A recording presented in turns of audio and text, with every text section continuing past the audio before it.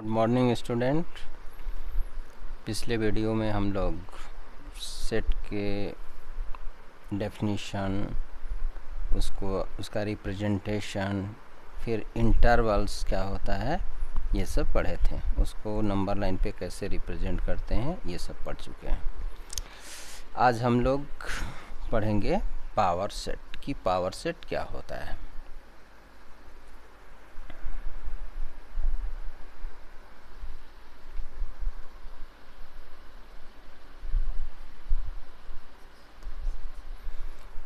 Power set क्या होता है?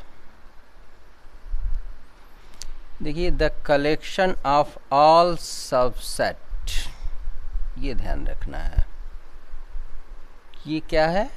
कलेक्शन है। किसका कलेक्शन है? तो ऑल सबसेट का। किसी भी सेट के सबसेट क्या होते हैं हमने पिछले वीडियो में बता दिया था। एक बार फिर से आपको रिवाइज कर देते हैं कि कोई भी सेट सपोज करिए कि A इक्वल टू, यदि लिख दें कि 1 2 और इसका सबसेट आपसे कह दिया जाए कि फाइंड करिए, तो इसके एलिमेंट को हम सेपरेट ऐसे लिखते हैं 1, फिर 2, फिर 1 2 और एक एम्प्टी सेट 5। ये जितने होते हैं ये इसके क्या होते हैं? इस सेट के सबसेट होते हैं। क्योंकि 1 देखिए इस सेट में बिलोंग कर रहा है, बी सेट ए में है, 1 2 ये भी सेट ए में है, 5 ये भी इस सेट में है। ठीक है, एम्प्टी सेट है, नॉन इसको वाइड सेट या नल सेट भी बोलते हैं। तो ये ध्यान रखना है आपको कि ये सब इसके सबसेट हैं। ठीक है ना। तो किसी भी सबसेट का सबसेट क्या होता है, सबसेट कितने होते हैं ये भी बताए थे कि किसी भी सेट में एलिमेंट होते हैं उस 2 to the power n formula apply करते हैं, यानी कि 2 के पावर 2 लिख दिया तो ये 4 हो गए, 4 हो गए। तो ये 4 इसके क्या बनेंगे? सबसेट बनेंगे। क्लियर है?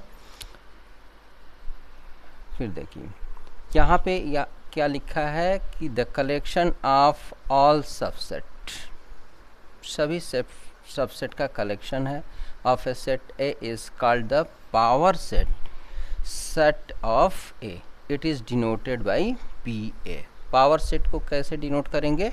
पी ए से डिनोट करेंगे। ठीक है। Next example, a equal to हमने लिख दिया ए बी सी। अब इसका कितना सबसेट होगा? तो number of subset 2 to the power 3 8 होगा। इसके 8 सबसेट को लिख करके एक जो सेट बनाएंगे वो सेट इस सेट का पावर सेट होगा। ध्यान रखिएगा कि पावर सेट भी एक सेट होता है, लेकिन पावर सेट कैसा सेट होता है?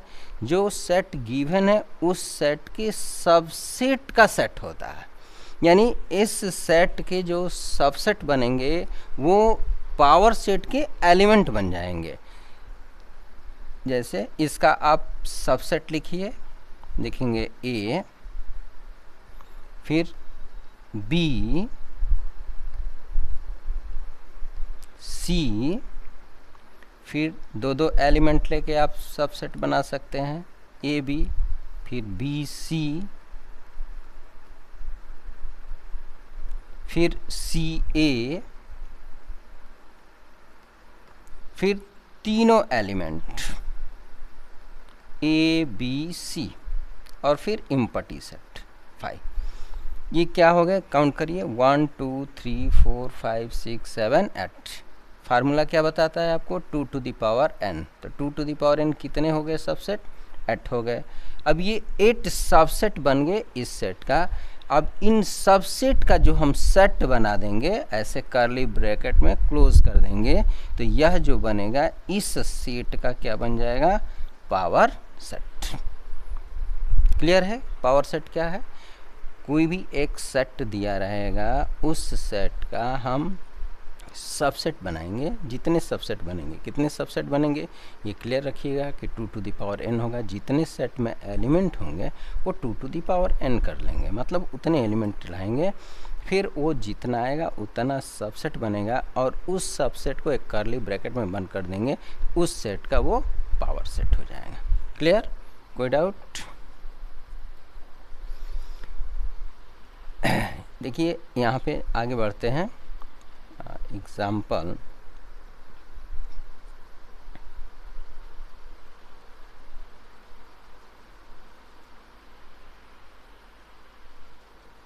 यूनिवर्सल सेट, यहाँ पे थोड़ा सा देख लेते हैं।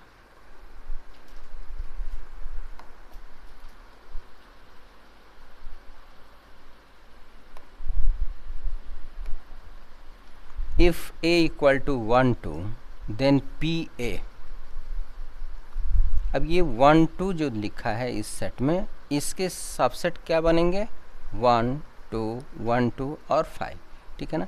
इन सभी सबसेट को जब एक कर्ली ब्रैकेट में बंद कर दिया तो इस सेट का ये क्या हो गया? Power set. In general if A is a set with NA equal to M, ये ध्यान रखिएगा, किसी सेट में m यदि एलिमेंट हैं तो उसके पावर सेट में कितने एलिमेंट होंगे?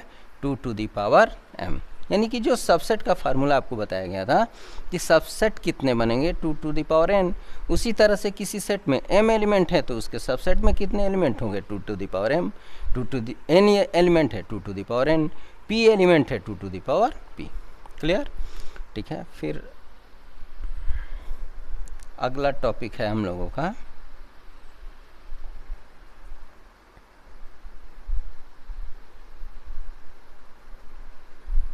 पावर सेट के बाद देखते हैं next universal set.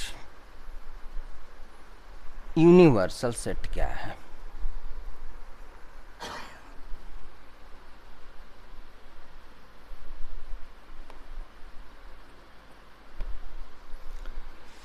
In a particular context,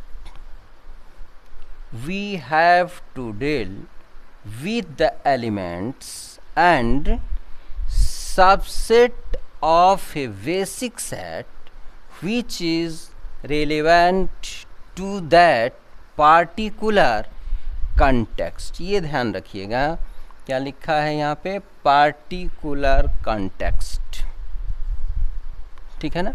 particular context का मतलब किसी निश्चित संदर्भ में दिया गया सेट होना चाहिए।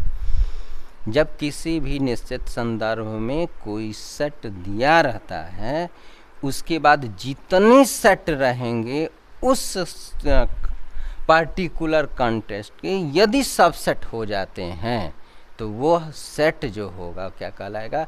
यूनिवर्सल सेट कहलाएगा। This basic set is called the universal set, ठीक है। एग्जाम्पल के लिए हम ऐसे कह सकते हैं, यूनिवर्सल सेट को हम लोग U से डिनोट करेंगे। The universal set is usually denoted by U and all it's subset by the letters ABC। यानी कि किसी भी निश्चित संदर्भ में कोई भी सेट दे दिया, यूनिवर्सल सेट बना, उस यूनिवर्सल सेट को हम कैपिटल U से डिनोट करेंगे।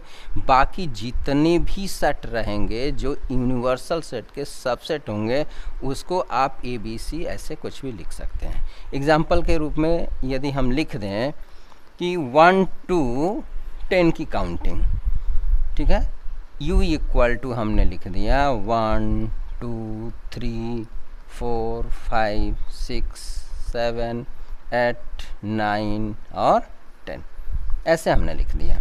यानी कि यह हमने एक ऐसा सेट बनाया है जिसमें x जो है वो लिया गया आपका less than or equal to 10, यानी 10 तक लिए हैं या 10 से कम ले सकते हैं, मतलब हमने 10 तक ही लिया है एग्जाम्पल में। अब इसमें से आप जितना सेट बनाएंगे ना वो सब सेट इस सीट के क्या हो जाएंगे?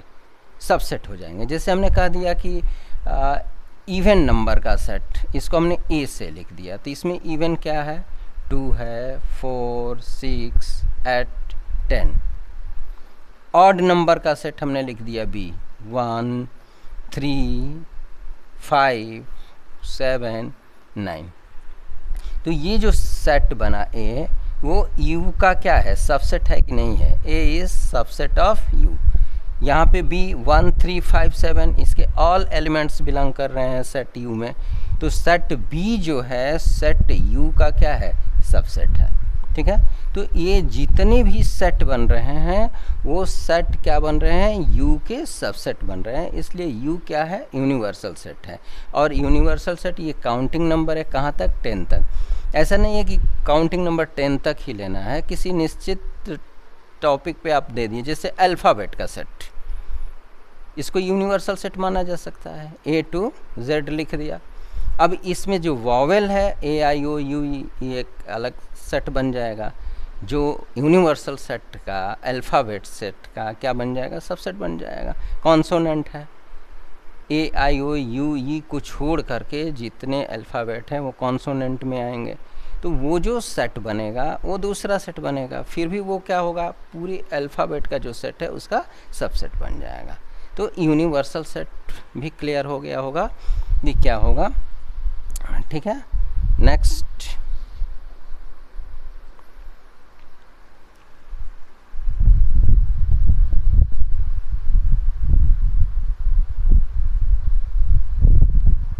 टॉपिक देखिए, वेन डायग्राम है।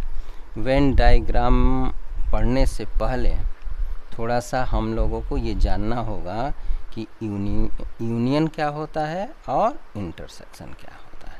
ठीक है, फिर भी थोड़ा सा वेन डायग्राम को समझ लेते हैं, फिर आगे हम बढ़ेंगे।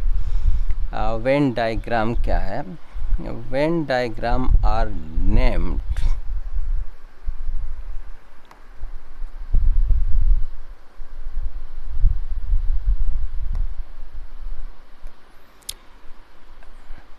When diagram are named after the, यहाँ पे देखिए इंग्लिश लॉजिशियन जॉन वेन के नाम पे वेन डायग्राम बना।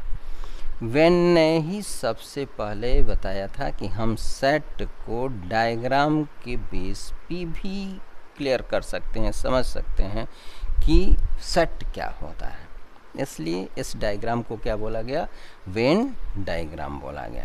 ठीक है ना, वेन डायग्राम में ये ध्यान रखिएगा, जैसे हमें यूनिवर्सल सेट, आपको अभी बताया कि यूनिवर्सल सेट क्या है, यूनिवर्सल सेट क्या होता है। यूनिवर्सल सेट जो होता है आप समझ चुके हैं, तो सबसे पहले ध्यान रखिएगा कि वेन डायग्राम में यूनिवर्सल सेट को हम एक रेक्टेंगल से दिखाएंगे। ठीक है, वेन डायग्राम में यूनिवर्सल सेट को किससे दिखाएंगे, एक रेक्टेंगल से दिखाएंगे। बाकी जो भी सेट होंगे वो यूनिवर्सल सेट के सबसेट होते हैं, तो वो इस रेक्टेंगल के अंदर आएंगे।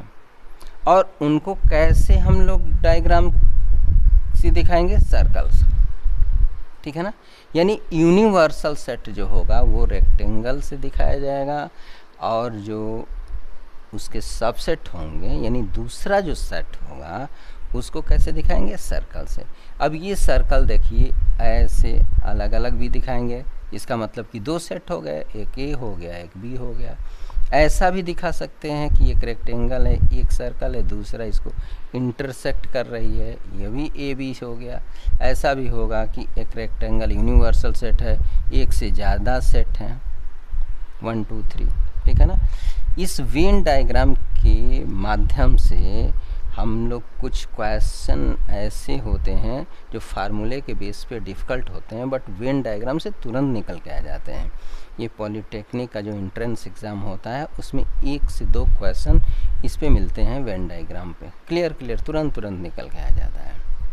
ठीक है, तो वेन डायग्राम हम समझने से ये क्लियर हो गया कि वेन डायग्राम में क्या होता है कि यूनिवर्सल सेट को हम रेक्टेंगल से दिखाएंगे, बाकी जितने सेट होंगे यानी यूनिवर्सल सेट के सबसेट होंगे उसको हम सर्कल से दिखाएंगे। ठीक है, वेन डायग्राम समझने से पहले हम लोग समझेंगे कि यूनियन क्या होता है, इंटरसेक्शन क्या होता है, उसकी प्रॉपर्टी देखेंगे। इसको तब तक आप लोग नोट कर लीजिए, फिर हम नेक्स्ट वीडियो में आते हैं यूनियन और इंटरसेक्शन के साथ। Thank you.